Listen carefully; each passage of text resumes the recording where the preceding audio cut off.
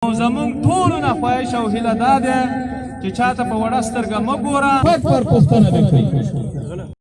بسم الله الرحمن الرحیم. نن په ننګرهار کې زموږ د ملګرو د راټولېدنې موخه دوه یا برخې لرلې. یو داسې د پاکستان د جابرانه عمل په توګه چې علي وزیر نیولی، یو ټولنیز او سیاسي فعال د ده نیونه غیر قانوني شکل باندې. دویمه داسې تاسو ولیدل 4 ورځې وړاندې په غزني کې زموږ طالب العلمان چې د قرآن عظیم الشان په زده کړو بوختو هلته چاودنه وشوه.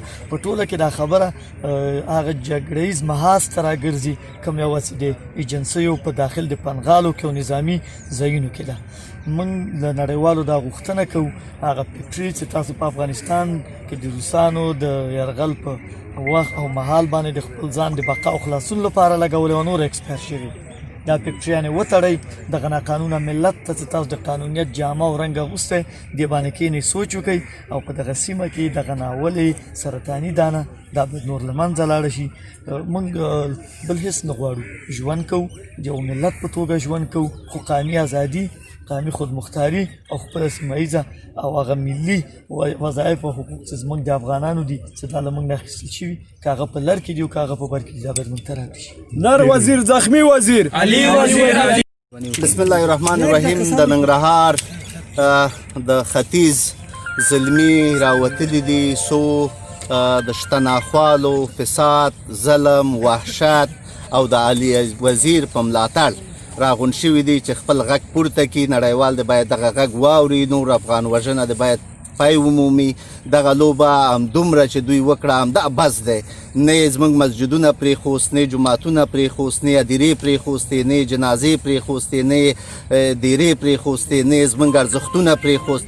هر څه ته دوی ورته که. اوس نور افغان زلمي راپاڅېدلي دي او خپل حقوق غواړي. دوی آزاد ژوند غواړي، سوله ییز ژوند غواړي او د بیان ازادي غواړي. د دوی غږ باید نور ټپ نشي، علي وزیر د خوشي شي او دغه وحشتونه چې دلته روان دي دوی ته د پای ټکی کېښوستل شي. موږ د دې خلاف راوتي یو او د دې خلاف به دا مبارزه کوو او تر آخري حده پورې کوو. لوی افغانستان زموږ حق دی، زموږ خاوره ده، محکوم افغانستان. دا به که نن نه وي سبا نه وي، دا به یو ورځ خپله موږ سره یو ځای کېږي. زموږ خاوره ده او خپلوي او د ده لپاره به هرې قربانۍ ته آماده یو.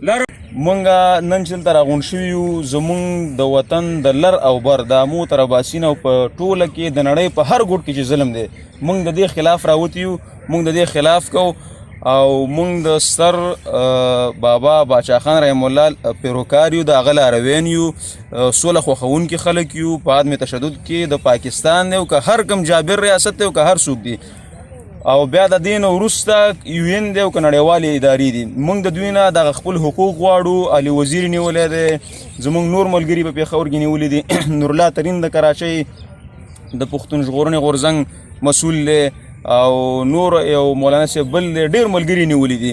په ټوله کې بیا بلوچان نیولي دي او که هر څوک یې نیولي دي.